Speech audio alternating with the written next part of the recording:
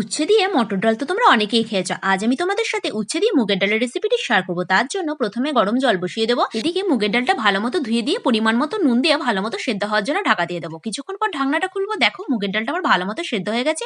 এরপর আমি এতে পরিমাণ মতো গরম জল দিয়ে দেবো। তারপর একটা পাত্রে নামিয়ে রাখবো। ওই কড়াইয়ের মধ্যে সর্ষের তেল দিয়ে ফোড়নে জিরে, শুকনো লঙ্কা আর তেজপাতা দিয়ে দেবো। ফোড়ন থেকে যখন সুন্দর গন্ধ বেরোবে তখন গোল গোল করে কেটে রাখা উচ্ছেটা দিয়ে দেবো। চাইলে তোমরা উচ্ছেটা আগে ভেজে তুলেও নিতে পারো। আমি একসাথেই বসিয়ে দিলাম। তারপর উচ্ছেটা ভালো মতো ভাজা ভাজা হওয়ার জন্য ঢাকা দিয়ে দেবো।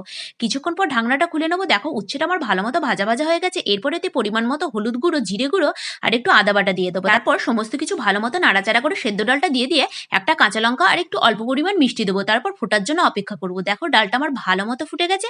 আমার একদম রেডি উচ্ছে দিয়ে মুগের ডাল। এটা নামানোর আগে কিন্তু একটু ঘি দিয়ে নেবে, তাহলে কিন্তু টেস্টটা দ্বিগুণ বেড়ে যাবে। অবশ্যই কিন্তু নিরামিষ দিনে এই উচ্ছে দিয়ে মুগের ডাল একবার খেয়ে দেখবে। আশা করি গরম গরম ভাতে খেতে দারুণ লাগবে।